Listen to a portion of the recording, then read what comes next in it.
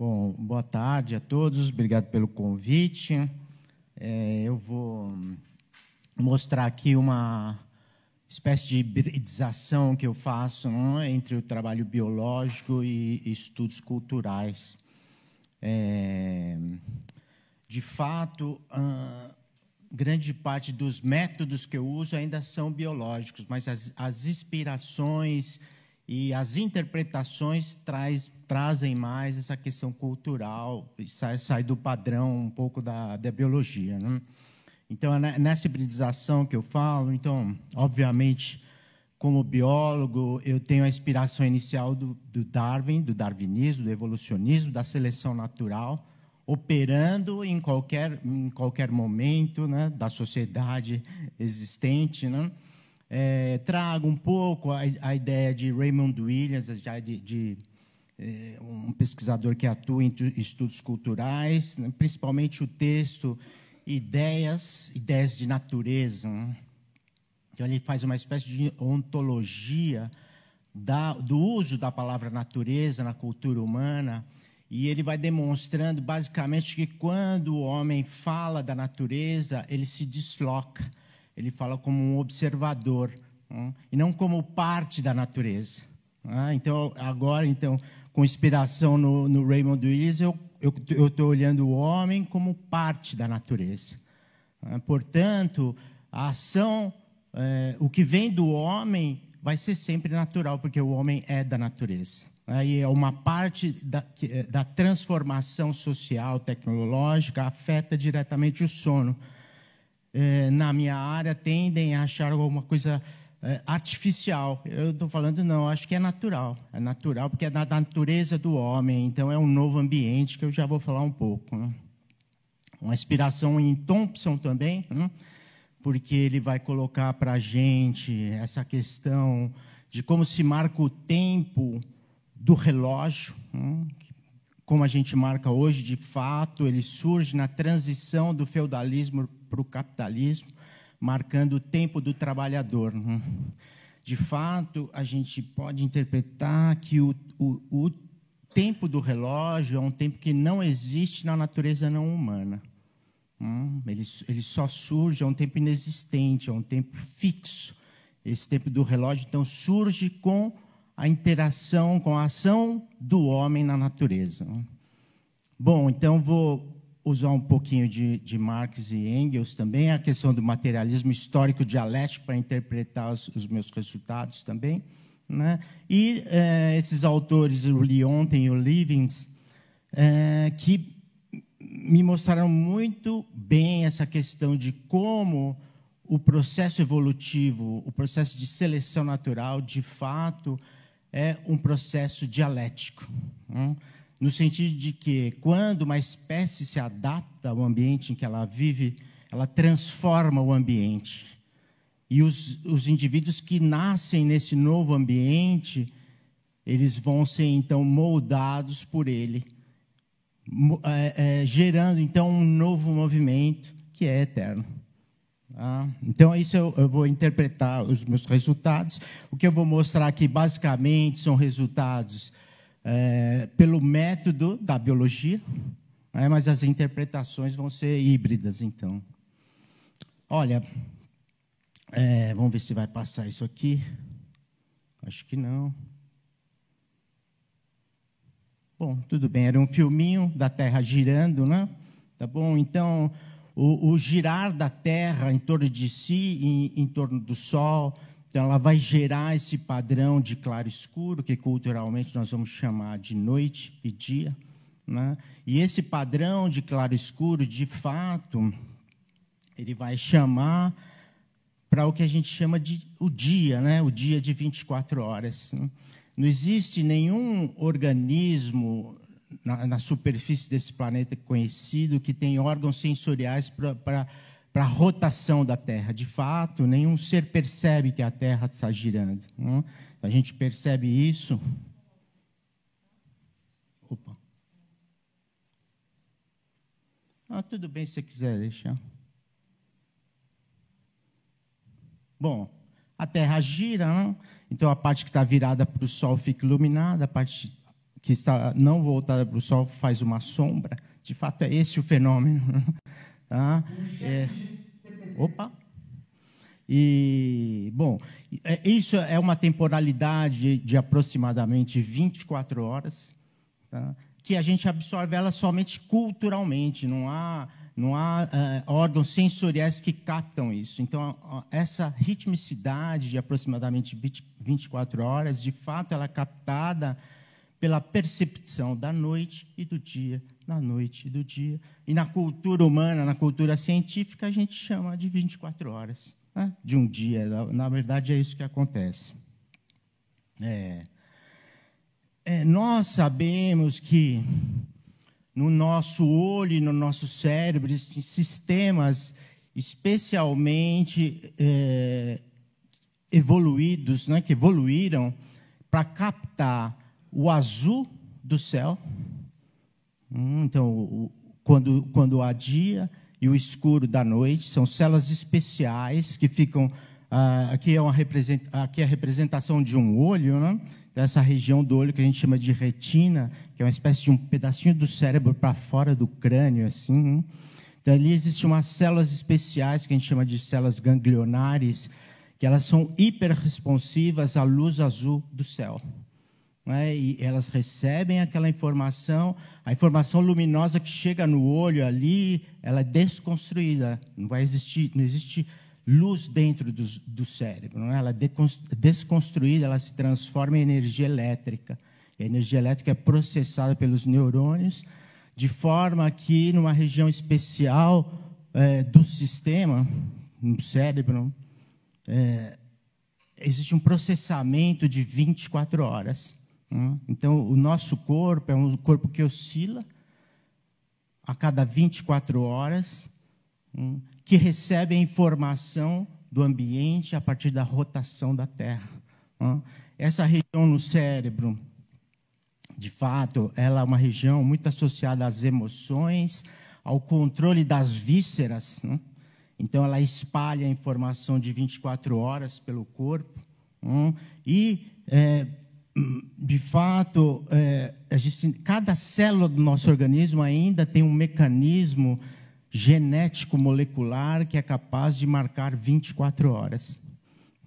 Então, a gente pode pensar que cada célula do nosso corpo oscila funcionando de um jeito de noite, de um outro jeito de dia, em função da posição da Terra no espaço. Eu acho essa ideia muito linda e é uma ideia que ganhou o prêmio Nobel, de fato, né? Olha, então, do ponto de vista da biologia, o que temporiza, basicamente, o que temporiza o corpo é a exposição ao claro-escuro ambiental. Tá? Então, a gente pode pensar nas sociedades humanas que viveram antes da invenção dos relógios. Elas viviam basicamente sendo temporizadas como todos os outros animais, todas as plantas, todos os fungos, outras bactérias, as bactérias, sendo temporizadas pela aparição do claro-escuro na natureza. E isso gera uma espécie de localidade do tempo, porque como a Terra ela está inclinada em relação ao plano do Sol, ela não é iluminada da mesma forma, sempre, depende da posição da Terra em relação ao Sol, nesse movimento de translação, e depende de onde se vive. Se vive perto do Equador, da linha do Equador, todos os dias e todas as noites vão durar sempre 12 horas. Se vive perto do polo, às vezes os dias vão durar 5 horas e as noites 19 horas, ou vice-versa. Tá bom? Então, isso é variado, é uma informação que é variada dependendo de onde se vive no planeta e dependendo da época do ano. Então, a gente pode imaginar, e existem dados sobre isso, mostrando que as populações agrárias europeias, antes da invenção do relógio, elas não viviam como a gente, temporalmente. Elas viviam em função das atividades, Então, olha, se tinha que cuidar do gado, cuidar da colheita, elas trabalhavam um determinado horário, né? Se não tinha, se era época que não tinha colheita, a vida era temporalmente completamente diferente. Era tempo de descansar, tempo de fazer festa, né? Então, era um padrão completamente diferente antes do relógio. Tá? Então, a gente pode pensar, o Thompson vai descrever, então, essa transição. Então, quando começam a aparecer as primeiras indústrias, existiam os relógios europeus nas grandes igrejas, existiam os grandes relógios, mas existiam relógios pessoais. Tá? Então, nessa transição, nas primeiras fábricas, os relógios começam a marcar o tempo do trabalhador. Então, ele começa assim o relógio, esse relógio que a gente usa hoje, como se fosse o tempo absoluto, né? Tá bom? A partir daí, né, detalhes, não vou entrar em detalhes, porque não dá tempo também, se desenvolve e o relógio se torna o tempo pessoal, né? Um tempo homogeneizado para todos, não interessa onde se vive. De forma que a gente tem, contemporaneamente, uma questão do tempo, que é local, que é do Sol, da posição da Terra, de onde se vive, né? E um outro tempo que é homogeneizado, que é o tempo do relógio. Tá? Então, esse tipo de temporalidade, ele dá uma ideia, assim, é uma ideia subreptícia que a Terra é plana. Porque só numa Terra plana, os horários seriam todos iguais. Então, a gente tem, né? Eu vou usar essa ideia, então, que a sociedade humana contemporânea é a natureza transformada. E, nesse sentido, nós temos duas aquisições, vamos dizer assim, da cultura humana tecnológicas que transformam a forma como o humano vive o tempo de 24 horas. Eu não estou falando do tempo linear que passa, né? Estou falando desse tempo de 24 horas. Primeiro tem o relógio, na transição do feudalismo para o capitalismo. Então, há um outro tempo paralelo, que é cognitivo. Né? E, na transição do século XIX para o XX, a luz elétrica. A luz elétrica ilumina as noites. Então, é a primeira vez na história da natureza que as noites são iluminadas. As noites sempre foram escuras, exceto pelas luas cheias, né? Que não é tão claro assim. Então, as noites... A partir do século XX, as noites começam a ser iluminadas. Então, é uma nova aquisição, porque o sistema nos olhos, no cérebro, trabalha com a luz do sol e ao escuro da noite. A luz do sol e o escuro da noite. Agora tem uma noite que é iluminada como se fosse um sol. Então, isso é processamento de informação paralelo. Tá bom? Então, nós vemos contemporaneamente, né, o que eu estou chamando de um novo ambiente temporal, caracterizado pela rotação da Terra, pela existência dos relógios e pela iluminação da noite. Tá? Então, baseado nisso, né, eu vou mostrar os meus resultados agora. Isso é um pouco de inspiração para a gente fazer os experimentos. Né? Então, baseado nisso, uma ideia foi, olha, as áreas rurais, elas são completamente, elas têm um tom diferente de iluminação, além da questão cultural, né, que é voltada para a agricultura, para a criação de animais, né? As cidades pequenas, né, elas não são tão iluminadas como são os grandes centros urbanos, né? E o estilo de vida é um pouco diferente, então a gente resolveu estudar como é que se dorme numa cidade pequena. E aí a gente entrou numa colaboração com o pessoal do INCOR, que tem um trabalho nessa cidade, que é Baependi, no sul de Minas Gerais. Né?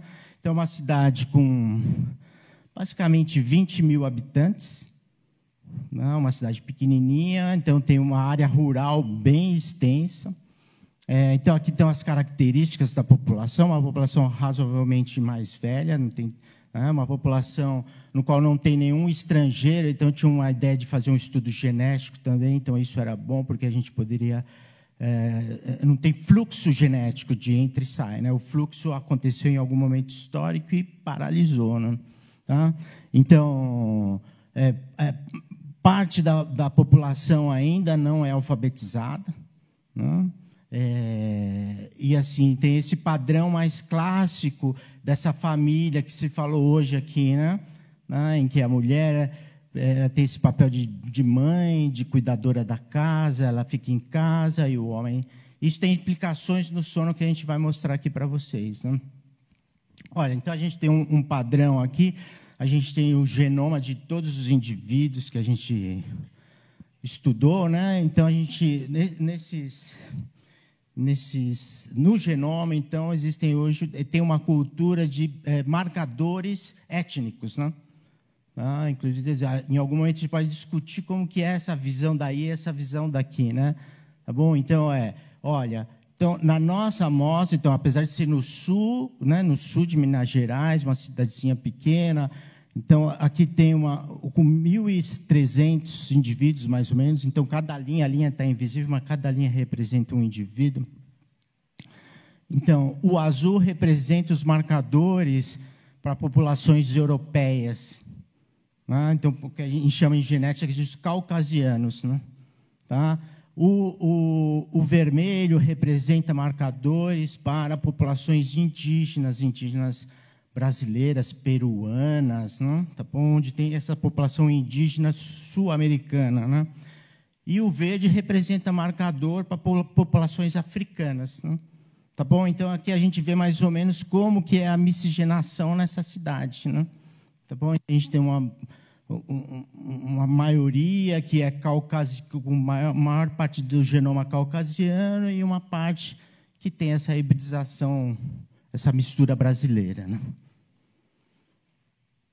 Bom, então, quando a gente vai estudar o sono dessas pessoas, a gente usou várias técnicas, né? Então, em biologia, a gente faz isso por questionários, ou a gente faz isso por uma medida de atividade motora, né? Então, aqui, por questionários, o que a gente tem aqui é o seguinte, olha, começou a chamar a atenção o seguinte, essas pessoas, elas dormem muito cedo comparado com o que a gente tinha de dado em São Paulo. Mas é muito cedo, então, olha, aqui, olha, 10h30, mulheres e homens, mas não é muito diferente aqui, né? Tá? Olha, 10h30 é como média, né? Então, tem gente que dorme muito antes que 10h30. Tá? Então, isso já começou a espantar. Olha, essas pessoas dormem muito cedo. É impressionante como elas dormem cedo, né? E aqui, olha, a gente fez uma comparação com uma característica que a gente tem em biologia que a gente chama de cronotipo, né? Cronotipo é um tipo, crono de tempo, né? É um tipo temporal. Então a gente sabe o seguinte: parte da população gosta muito se sente bem de manhã, acorda cedo, se sente ativo de manhã, quer fazer as coisas de manhã, né? Vai chegando à noite, a pessoa vai ficando cansada, é um péssimo companheiro de festa, né? Chega na festa, ele fala, eu quero ir embora para casa, eu estou com sono, né?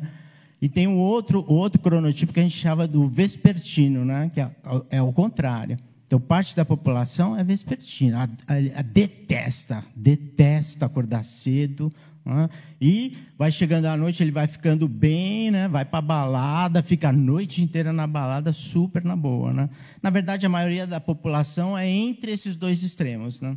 Tá bom? Mas, quando a gente faz essa distribuição aqui, então a gente usa uma escala para fazer essa distribuição, né? Uma escala de pontuação que vai de 16 até 86, né? Então, 16 é quem é mais vespertino, né? E 86 é para quem é mais matutino. A gente tem uma distribuição de uma amostra que a gente conseguiu de Londres, uma amostra de São Paulo e a amostra de Baependi. Então, a gente vê que a amostra de Baependi é completamente deslocada para a matutinidade. Eles são muito matutinos. Eles são muito matutinos, é impressionante, né? Então, a gente vai na cidade, realmente, assim, olha, não tem movimento nenhum à noite. E a cidade é uma cidade meio escura, ela não é tão iluminada como a nossa, né? E de manhã, as pessoas já estão, todo mundo na rua de manhã. E é curioso porque assim, é diferente, né? Então, todo mundo fala bom dia, eu ando pela cidade e falo, bom dia, oi, tudo bem? Eu falo, pô, parece que me conhecem aqui, né? E eu tive uma experiência, né, que a gente foi numa chácara, né, que a gente queria observar o que estava acontecendo. Então, eu fui até com o Globo Repórter, né? A gente parou na porteira e ficou esperando, era 3h da manhã. A gente ficou esperando para ver o que ia acontecer. Aí, lá pelas 4h30, assim, acendeu uma luzinha na casa. Né?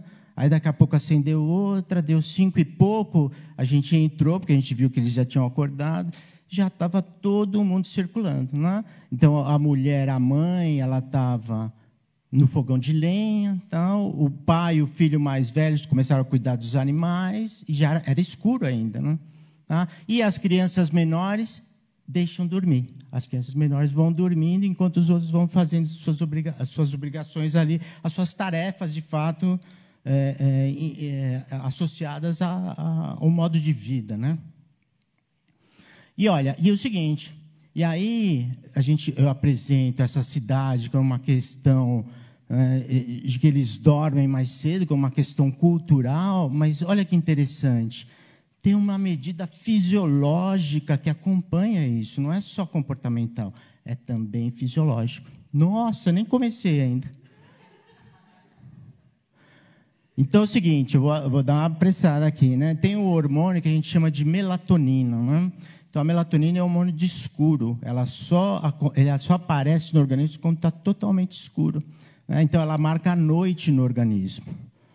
Então, ela se espalha pelo sangue, alcança as células e qualquer célula do corpo vai entender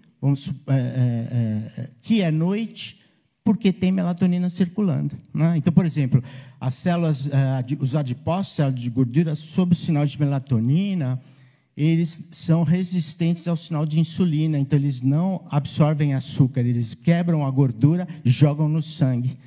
Né? Porque de noite, quando a gente dorme, a gente não se alimenta, então a energia vem da gordura dos adipócitos. Né? Portanto, quem não dorme direito, engorda. E a gente vai mostrar isso aqui.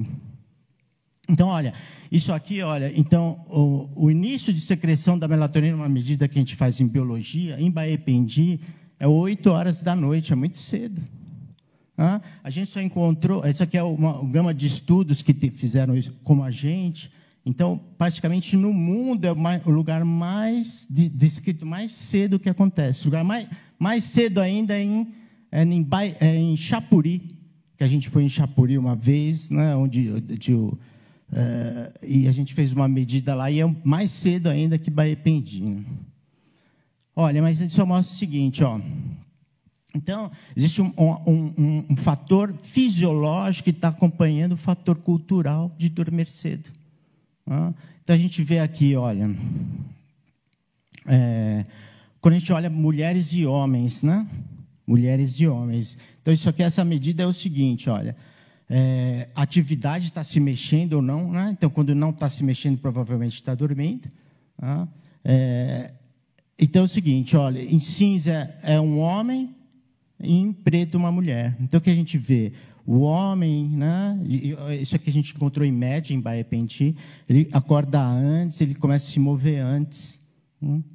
Tá? Então, esse é o padrão que a gente encontrou. Em termos de luz, como ele acorda antes, ele se expõe ao sol um pouco antes também. Tá? E nos dados em biologia, a gente vê isso. Tá? Quem se expõe ao sol mais cedo tende a dormir mais cedo. Né? Então, a gente vê aqui, olha, por incrível que pareça, então, essa natureza transformada, mesmo numa cidade pequena, ela já afeta a saúde das pessoas. Então, a gente estudou uma amostra de pessoas com síndrome metabólica. Né? Tá? Então, são pessoas obesas, com problemas cardiovasculares, com diabetes, né? E que têm apneia do sono. Tá? Então, quando a gente estudou o sono dessas pessoas, a gente não encontrou nada diferente entre um grupo normal e um grupo de síndrome metabólica de forma geral. A única coisa que a gente encontrou que era diferente era as medidas de como eles se expõem à luz. Então, as pessoas com síndrome metabólica se expõem menos à luz do sol. Eles se expõem mais à luz noturna das casas. E, de forma geral, eles têm menos contraste. O dia e a noite têm menos contraste, né? Em termos de iluminação, né? Então, isso aqui foi um achado, né? Bom, olha, ninguém imaginava nesse momento histórico que só o fato de como se expõe a luz do sol e o escuro da noite tem a relação com uma medida metabólica dessa, né? Depois aí já saíram vários estudos mostrando alguma coisa semelhante. Então, a gente vê aqui, olha, quando a gente vê uma medida igual, né, de atividade, então, olha, em azul, o pessoal de síndrome metabólica, olha, então eles se movem, dormem e se movem mais ou menos de forma parecida, né? Tá? Mas como eles se expõem à luz, isso aqui é a exposição à luz ao longo do dia, 24 horas, 2 dias seguidos, né? Tá bom? Não sei se vocês estão entendendo aqui, ó, 2 dias seguidos e a luz. Então, olha, quem tem síndrome metabólica, a tendência é eles se exporem menos à luz do sol, né? E mais à luz de casa à noite. Né? Grande parte da amostra de síndrome metabólica são mulheres, né? Então, basicamente, a gente concluiu isso, né? Eu já vi. Olha, então, por quê? Porque as mulheres elas estão ficando em casa, enquanto os homens estão saindo para trabalhar, né? E de noite os homens dormem mais cedo porque eles estão cansados desse trabalho, né? E as mulheres ficam um pouco mais tempo acordadas, se expondo à luz da casa. Então, ó, a gente encontrou uma relação entre o índice de massa corporal e o tanto de exposição à luz. Tá? Então, quem se expõe mais à luz do sol tem menos tendência a ter índice de massa corporal maior. Essa é a ideia, né? Bom, a gente fez um estudo também na África, né? Tá? Então, a gente foi na África, em Moçambique, aqui nessa cidade chama Milange, que é na fronteira com Malawi, né? Está mostrando aqui essa região. Uma cidade assim, não chega nem a ser uma cidade, é uma vilazinha assim, que tem muito pouco acesso à energia elétrica, mas tem um pouquinho, né? Mas a zona rural de Milange não tem nenhum acesso à energia elétrica. Então, a gente queria ver como é que as pessoas dormem aqui e lá, né? Tá? Na cidadezinha, no vilarejo. E o que a gente viu foi o seguinte, ó. Aqui um panorama mostra a noite, né? O final da noite, começo da noite. Aqui em amarelo se expondo à luz, né? E esse verde, ó, o acordar. Não é o dormir, mas é o repouso, né? Quando as pessoas começam a parar antes de dormir. Então, na zona rural, eles dormem muito antes. Eles não têm energia elétrica nenhuma, não tem luz à noite. Só de vela ou de fogueira, alguma coisa assim, né? E quando a gente olha a atividade deles, né? Então, isso aqui é um dia de 24 horas, o nascer do sol, o pôr do sol. Então, olha, na zona rural, olha, eles acordam um pouco mais cedo, se expõem, fazem muita atividade, porque eles têm uma atividade rural, eles vão para a colheita, vão cuidar dos animais, tal. E na cidadezinha ou na vilazinha, muito menos atividade. Por volta do meio-dia, todo mundo volta, porque o sol é muito intenso, eles voltam para casa. Tá? Tem uma atividade parecida, e durante a noite, o pessoal do vilarejo se move mais da zona rural, ou seja, o pessoal da zona rural já está indo dormir, né? Eles dormem bem antes, não deu para pôr aqui, mas deu para ver como era a cama. Na verdade, eles não dormem em cama, ou eles dormem no chão, numa esteira de palha, como a gente põe na praia, uma esteira de palha, ou eles constroem uma cama assim, de palha, mas sem colchão, é só uma estrutura, eles deitam. Então, é um padrão de sono um pouco diferente do nosso. Parece até que eles estão acordando à noite, mas eles se mexem muito, porque é um lugar muito duro, né? Bom, e aqui a gente mostra a exposição à luz, né? Olha, o pessoal do vilarejo se expõe mais à luz. E não é uma casa iluminada. Às vezes, a casa tem um bulbo de luz só, uma lâmpada só, na casa inteira. E, mesmo assim, já atrasa um pouquinho a hora de dormir, né? Bom, então, nós fizemos aqui no Brasil, nós fizemos uma amostra de 12 mil pessoas, seguindo o seguinte raciocínio. Quem mora no Nordeste, o Nordeste é mais iluminado, perto da linha do Equador. Os dias, o comprimento dos dias e das noites variam menos do que no Sul.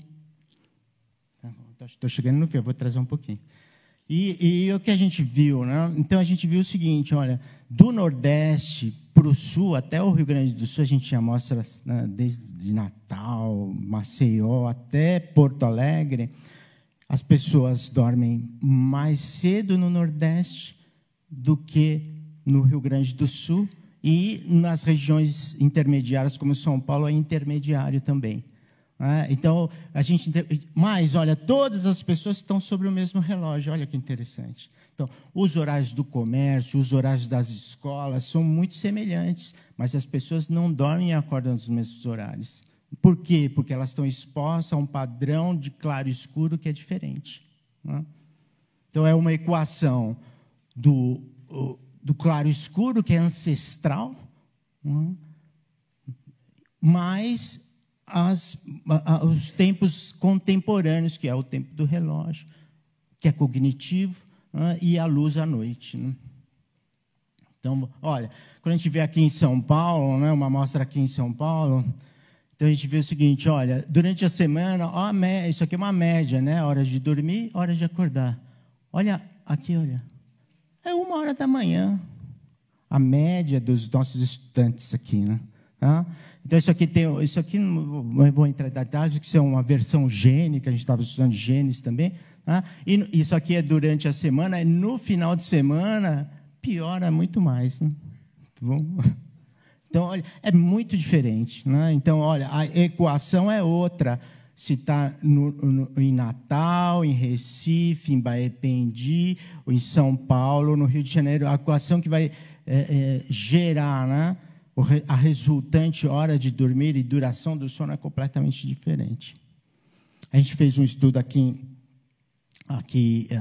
na IASH, porque a gente estava com a ideia de que o seguinte, quem tinha menos renda devia dormir pior. Né? E quando a gente olhou os resultados, não apareceu isso. Né? Sabe o que apareceu? Basicamente o seguinte, olha, esse gráfico vai mostrar aqui, esse quadrante aqui, quem dorme mais do que 7h30, que é pregado por aí, tem que dormir mais que 7h30. Esse quadrante é de quem dorme menos de 5 horas, né? E aqui esse quadrante é em quem dorme entre 5 e 7h30, mais ou menos. Né? Então, essas pessoas aqui, olha, que dormem menos de 5 horas ou menos, essas pessoas estão associadas com tomar remédios de tarja preta psiquiátricos, né? Trabalham à noite, estudam de manhã e trabalham. Então, os estudantes que estudam de manhã e trabalham tendem a dormir muito pouco. Né?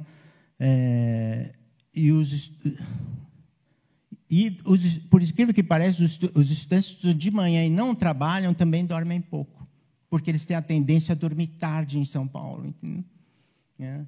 E uma coisa que é muito interessante que apareceu foi o seguinte, olha, a distância de deslocamento do lugar que mora para a universidade. Então, quem mora mais longe, 3 horas ou mais, dorme menos. Tá? Então, para fechar aqui, as perspectivas de interpretação desses resultados no contexto da biologia e dos estudos culturais. Né? Então, o que eu estou tentando fazer é uma ponte epistemológica, né? Então, da biologia e das ciências sociais. É mais ou menos isso que eu estou construindo. Né? Então, olhando a dialética, a perspectiva evolutiva do ponto de vista dialético agora. Então, olha, o humano transformou, a ação humana no ambiente transformou a natureza. E o humano é da natureza, então o que ele faz também é natureza. Parte dessas transformações estão ligadas diretamente ao sono, né, que é o relógio e a luz elétrica à noite. Né? Tá? Então, a gente está criando uma experiência que é absolutamente nova na história da natureza. Né? A experiência de um tempo de 24 horas ativo, né? Que a gente está chamando de sociedade 24/7. se trabalha 24 horas, 7 dias por semana. Não há um horário ou um dia numa estrutura social como São Paulo, por exemplo, que não tenha uma grande parte da população que está trabalhando. Tá? Isso é novo na natureza. Tá? Portanto, o que a gente carrega dos nossos ancestrais para adaptação está experimentando pela primeira vez. Né? Ele pode estar funcionando como agente selecionador.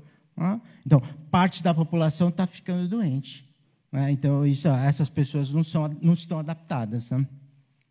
Então, olha, vou chamar isso de um novo ambiente temporal, tá bom? É isso que eu estou chamando, vou escrever o artigo ainda. Né? Tá? Então, olha, ele vai caracterizar, então, pelo esse afastamento dessa natureza, desse tempo ancestral, transformada pela ação do homem, né, e que gera uma temporalidade, né, que, basicamente, é ligada ao trabalho. Então, é uma temporalidade regida pelo trabalho e que é uma ameaça à saúde. Ela deixa doente. A forma como se ocupa o tempo num dia de 24 horas no trabalho deixa doente, tá bom? Então, tem que ser objeto, isso está claro, tem que ser objeto de políticas públicas que absolutamente ninguém tocou ainda, né? Tá bom? Então, olha, só para fechar, então, uma coisa que a gente fez, as pessoas não dormem direito, então as pessoas têm que ter lugar para dormir onde elas estão, né? Porque uma soneca já ajuda. Tá? Então, o que a gente fez aqui, né, acho, como experimentação, né? Então, a gente criou uma estrutura em que os alunos, quando estivessem cansados, poderiam deitar e dormir com redes. E, olha, foi um sucesso, viu? Porque a gente viu que, olha, eu falava para o aluno, você está aqui na classe dormindo? Vai lá, sobe lá, dorme um pouco, depois você volta. Vai ser muito mais eficiente, né? Então, isso aqui é só um exemplo, né, de, olha, uma política pública possível, né, seria essa, além de mudar as leis, né? Então, as leis têm que proteger as pessoas que trabalham em horários nos quais não está na história da nossa espécie, né? Tá bom?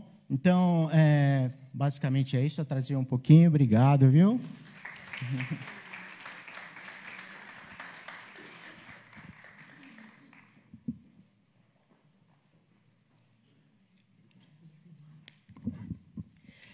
Bem, pessoal, essa fala maravilhosa também aqui do Mário, atrasou, mas muito legal. Assim, atrasou, mas o que ele passou de conhecimento foi maravilhoso, né? Para a gente poder também se situar um pouco nesse urbano que nós vivemos e entendermos um pouco também do funcionamento do nosso corpo, né?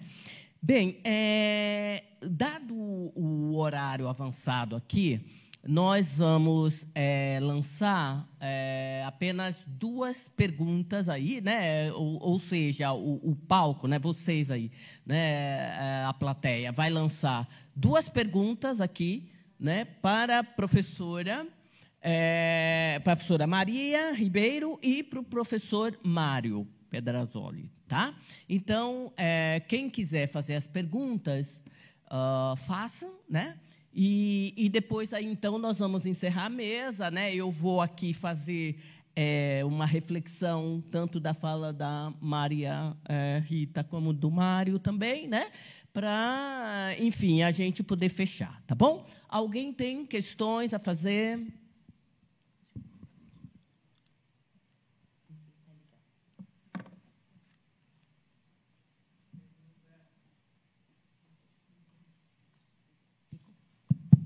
Muito bem, eu estava aqui pensando, né, a questão do celular, né, que é um elemento da nossa cultura contemporânea. Então, por exemplo, a gente sabe que as telas diminuem a produção de melatonina, né? Então, eu estou nessa, fazendo terapia do sono e etc., porque realmente meu sono foi extremamente impactado, porque também é coisa da menopausa, produz menos estrogênio e daí para fora. Mas, assim, Mário, como que vocês estão considerando, mais adiante, considerar esse elemento da nossa cultura contemporânea que tem impactado, né, todos e todas, né? Se tem algum estudo já, né? Porque, assim, eu tenho notado que, por exemplo, aqui em São Paulo, tem essa exposição às luzes artificiais e daí para fora, o quanto que isso está impactando. Fiquei assustada essa coisa de dormir à 1h, é muito tarde, né? Isso, em média, né? Então, a questão do celular, né, é o seguinte. Primeiro, então, acho que nesse contexto que eu coloquei, o celular é da natureza, agora, né? Tá? Você pensa o seguinte, uma criança que nasce, ou que nasceu há 5 anos, ela só vai ouvir contar a história que um dia houve uma vida sem celular. O celular é parte da vida, né? Tá bom, né? Então, os celulares, de forma geral, eles emitem uma luz, as telas, que elas são enriquecidas no azul, entendeu? Então, elas imitam a luz do céu, né? Então, elas tendem a atrasar o horário de dormir. Então, não é à toa que a gente vê hoje muitos dados mostrando que os adolescentes estão ficando doentes psiquiatricamente, né? Basicamente pelo uso de celular, né? Além do contexto cultural que rola, né? Como informação, tem a questão da própria luz, né? Tá bom? Então, a saída aqui é a informação, né? Entendeu? Nós vivemos numa geração, quem teve filho, eu, por exemplo, quando eu tive filho, os meus filhos começaram a usar, foi da geração que começaram a usar o telefone quando adolescente. Então, a gente não tinha informação.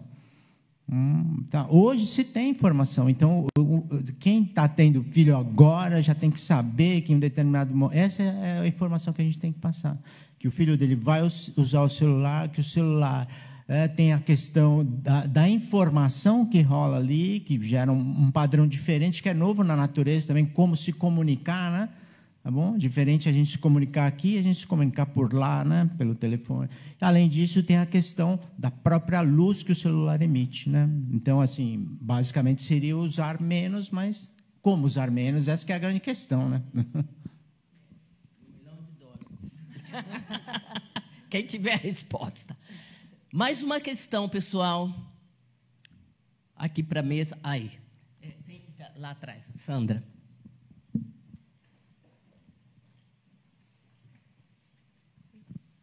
Boa tarde para todo mundo presente. Agradecer, né, essa mesa, essas exposições maravilhosas. Do professor Mário a gente já conhecia bastante. O Durma foi um projeto incrível. A gente torce para voltar, mas, enfim, né, questões políticas aí. Professora Eunice, maravilhosa, nossa orientadora e referência. Eu vou direcionar a pergunta para a Maria também, porque, na verdade, não é nenhuma pergunta, é um comentário, uma inquietação minha, que não sei se você compartilha, enfim. Eu sou da obstetrícia aqui na IASH mesmo, e aí, assim, eu fiquei muito emocionada com o vídeo do início, né? A médica negra, toda aquela questão, e com a informação que você passa logo no início, né? Que crianças negras atendidas por profissionais brancos, né? Temos um problema aí, muitas vezes, né? E aí eu fico pensando, nós aqui da obstetrícia temos, né, o nosso curso, né, a nossa graduação, ela é bastante focada nessa atenção, enfim, de forma integral, com menos intervenção, seja ela, médica, farmacológica, com menos intervenção de forma agressiva. Então, obstetrícia aqui, a gente vai muito por esse lado, né, da não patologização do processo de nascer e de toda a atenção à saúde das mulheres, enfim, de pessoas com útero e tudo mais. E aí eu fico pensando assim, existe uma luta da obstetrícia, ponto, né, da formação de obstetrizes, nessa inserção e nesse cuidar, né, das mulheres como uma forma, enfim, fisiológica. E existe também uma outra questão, que é estar na universidade e a formação, né, as graduações, que a gente não tem pessoas negras se formando nessas graduações. Enfim, se formando, estando na universidade. A gente está na Universidade de São Paulo, que foi a última universidade a, por exemplo, aderir cotas. Enfim, né? Então, precisamos que pessoas negras se formem e para atender essas pessoas, a população negra. Mas a gente vive, por um outro lado, numa universidade que não forma pessoas negras. E aí, assim, a minha inquietação, na verdade, né, o meu desconforto, o meu desespero, ele está aí. Então, a professora Eunice sabe, né, eu racializo o discurso desde o meu primeiro dia de aula e trabalho muito com e pensar em gestão, e pensar em formação de pessoas, enfim, né, para atender, enfim, a comunidade de uma forma geral. Mas eu não tenho colegas na minha turma, pessoas negras. Então, tenho, né? Assim, enfim, hoje a gente tem um pouco mais. Mas como você vê essa questão, assim, uma possibilidade, uma saída, entendeu? Porque, lógico, né, a gente está aí, a gente vive aí um momento, né, de cotas, enfim, né, que isso é muito importante. Mas como é que a gente trabalha com o que a gente tem na mão agora, que são poucos profissionais negros ainda nesses espaços? A gente ainda tem um pouco mais de profissionais negros, por exemplo, na enfermagem, mas na medicina mesmo a gente não tem. E a gente também tem uma outra questão, que é a inserção de profissionais como obstetrizes também nesse outro espaço. Então, eu queria, não sei, né, enfim, como você pensa em relação a isso, e obrigada. Só uma coisinha, uma observação, que a Sandra é uma querida nossa aqui. É super querida, de turmas antigas já, né, da obstetrícia, mas sempre presentes, né, é isso. Bom, com essa introdução, Sandra agora é minha querida também. E, Sandra, sua pergunta tem muitas camadas. Isso não é um recurso retórico. Eu vou apontar algumas e talvez nenhuma solução, mas vou compartilhar como eu penso. Primeiro, que eu sou alguém que desvio dessa lógica hospitalocêntrica e medicamentosa. Estou carregando doulas no SUS no peito, até porque tenho dados que eu sempre carrego comigo, um artigo da Fiocruz, que indicou que a presença de doulas na cena de parto diminui 50% os índices de cesáreas, 25% a duração do trabalho de parto, 60% os pedidos de analgesia peridural, 40% o uso de ocitocina e 40% o uso de fórceps. A médica eu só trouxe para segurar minha mão, porque é a minha mãe, então contar também dessa biografia oculta. E eu acho que a gente precisa desviar desse raciocínio que o dado que eu compartilhei sugere. Então, já que pessoas profissionais brancas significam um risco à saúde de bebês, então precisamos formar mais pessoas médicas negras. Nós precisamos lutar pelo comum da diferença, em que todas as pessoas se sintam representadas, né? Senão a gente cai num essencialismo que, então, só pessoas negras podem cuidar de pessoas negras ou falar sobre racismo e tudo mais. Isso é uma coisa. A segunda coisa, quando você me pergunta sobre mudanças possíveis, esse horizonte dentro da universidade.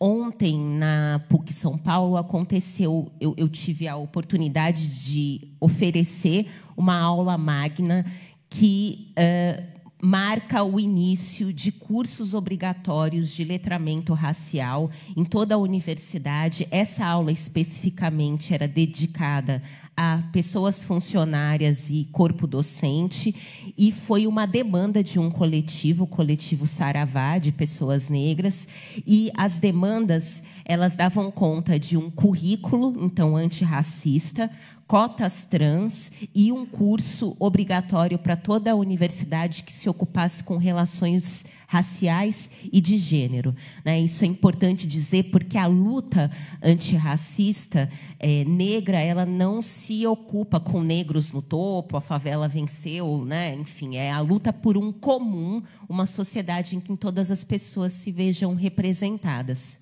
Então, eu penso que o caminho é o aquilombamento, com as poucas pessoas, não só pessoas negras indígenas, mas pessoas brancas aliadas, e demandar da instituição aquilo que já está previsto em lei.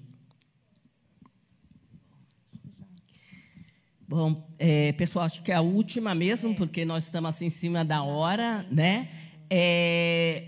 Eu quero, em primeiro lugar, aqui, agradecer, né, a oportunidade minha mesmo, né, de estar aqui mediando essa mesa, né, agradecer a professora Valéria Caseta, que está aqui conosco, que é a coordenadora do Programa de Estudos Culturais, né, de pós-graduação em Estudos Culturais, que proporcionou, ela e toda a equipe, né, proporcionou este momento aqui de reflexão nosso, né, de temas importantíssimos da nossa sociedade, né?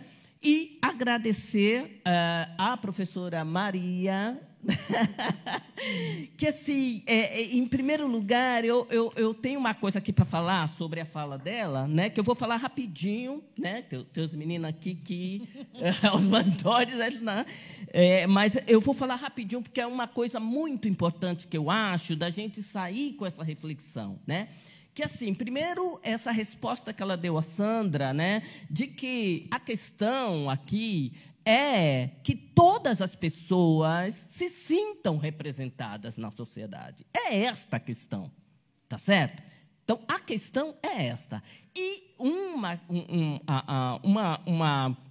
momento, né, da fala da professora Maria, né, que uma fala comovente, na verdade, não foi uma fala, foi a expressão toda comovente, foi o vídeo da sua própria mãe, né? Então, assim, isso foi uma sensibilidade maravilhosa, né? Arrancou lágrimas, né? Inspirador. E outra, antes da denúncia, antes da fala denunciante da Maria, ela apresentou uma riqueza, né? Não tem, né? A gente não tem palavras para dizer esse alcance da tua mãe, né? Uma mulher periférica de Salvador, eu sou de Salvador também, então, para mim, me bateu mais ainda, e periférica também de Salvador, né? Então, assim, é maravilhoso isso. Então, antes da denúncia que ela trouxe na fala, tem, né, toda também essa glória, entende? Isso é importante também fixar. E outra também, né, para além da denúncia, acho que a gente precisa reconhecer as estratégias de enfrentamento da população negra. Então, reconhecer os terreiros, o que se faz no terreiro, isso é, na verdade, um enfrentamento, né? O que se faz nos quilombos, entende? E o que se faz do que se chama de periferia negra. Então, esses enfrentamentos também poderia ser, né, é uma estratégia de enfrentamento contra toda essa denúncia aí, tá certo? Então, isso sua fala é maravilhosa, muito obrigada. Eu espero que você sempre venha para ficar com a gente aqui. Tem uma energia maravilhosa. E o Mário também, né? Eu fiz uma provocação aqui, eu escrevi uma provocação aqui para o Mário, que é assim: olha onde nós viemos parar, porque nós temos os profissionais de saúde que só trabalham à noite, né? Que só trabalham à noite, né? Então, como é que a gente faz com esse pessoal? Políticas públicas, exato. Considerando tudo isso. Então, vários trabalhos que não mostrou, né? Não mostrou só um, vários trabalhos assim, maravilhosos. Então, eu também te agradeço imensamente, tua fala foi assim, enriquecedora. Nossa, para mim foi assim, um aprendizado e tanto, né? Então, muito obrigado também a vocês, viu, plateia, né, de estar aqui conosco, aos monitores e monitoras, né, às meninas aqui na Libra. Muito obrigada a todos vocês, viu? E com isso encerramos a nossa mesa. Muito obrigada.